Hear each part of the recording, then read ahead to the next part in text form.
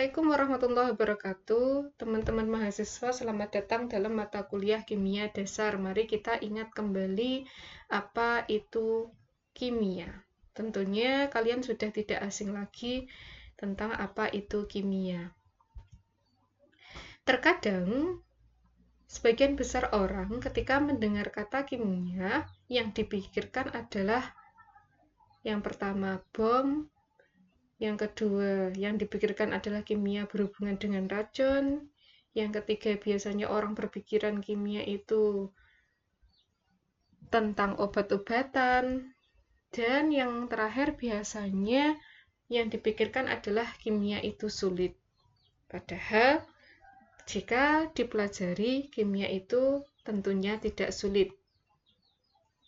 Berikut adalah hal-hal yang banyak sekali kaitannya dengan kimia. Di sini ada air mineral, ada garam, ada nasi, ada sabun, ada vitamin C, ada bensin, kemudian ada perhiasan, ada kosmetik. Nah, itu nanti adalah tugas teman-teman mahasiswa untuk menguraikan apa hubungannya benda-benda yang baru saja saya tampilkan dengan kimia. Lalu selanjutnya perhatikan gambar di bawah ini. Kira-kira kalau teman-teman memperhatikan gambar ini, kira-kira zat kimia apa saja ya yang dapat teman-teman temukan dalam gambar ini? Yang pertama, kalau kita perhatikan, di sini tentunya ada udara. Nah, udara itu merupakan campuran yang terdiri dari oksigen, nitrogen, karbon dioksida, dan lain sebagainya. Yang tentunya itu semua akan kita pelajari dalam mata kuliah kimia dasar. Yang kedua, pakaian yang digunakan ini pastinya ada kandungan kimianya juga, yaitu polyester. Yang ketiga, kalau kita perhatikan di sini ada di sini ada pagar yang mana pagar ini dicat berwarna-warni, ada warna kuning, ada warna hijau, di mana cat itu juga pastinya mengandung bahan kimia yaitu resin yang biasa dirumuskan dengan C7H8O2. Kemudian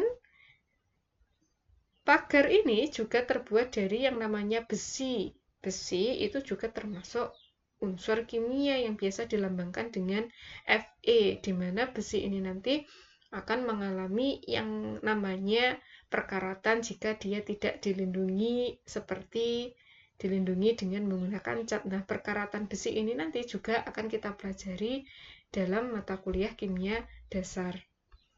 Selanjutnya, kalau kita perhatikan di sini ada dedaunan, di mana di dalam dedaunan ini terjadi yang namanya proses fotosintesis yang tentunya tidak terlepas dari kimia, di mana dalam fotosintesis ini dihasilkan oksigen dan karbohidrat.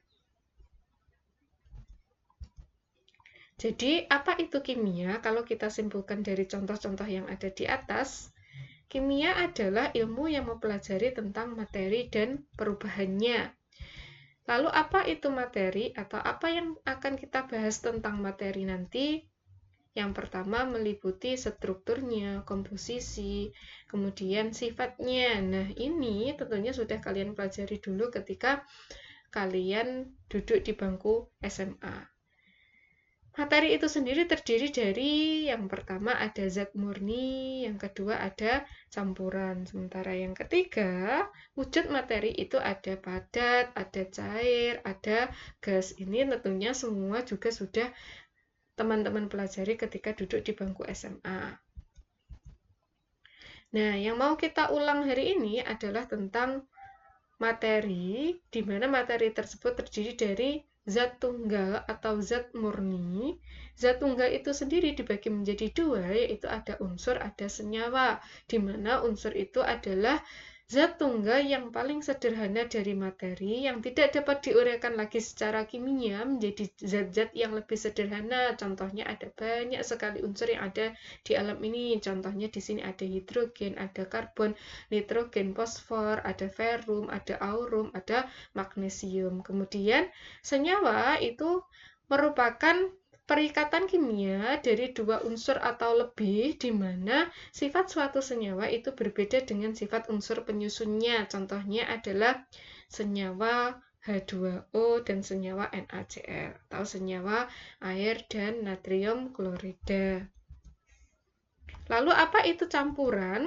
Campuran merupakan zat yang dibuat dengan menggabungkan dua zat atau lebih yang berbeda tanpa reaksi kimia yang terjadi. Nah, campuran itu sendiri kalau kalian ingat dibagi menjadi dua, yaitu campuran homogen dan campuran heterogen. Nah, dari dua gambar ini silahkan kalian bedakan apa tuh bedanya campuran homogen dan apa tuh bedanya campuran heterogen. Lalu jika kalian definisikan apa tuh itu campuran homogen dan apa tuh itu campuran heterogen, silahkan nanti dituliskan di dalam kolom komentar atau bisa dituliskan di dalam grup mata kuliah kimia dasar. Terima kasih, semoga bermanfaat. Jika ada pertanyaan silahkan ditanyakan dalam grup perkuliahan mata kuliah kimia dasar. Saya akhiri dulu. Wassalamualaikum warahmatullahi wabarakatuh.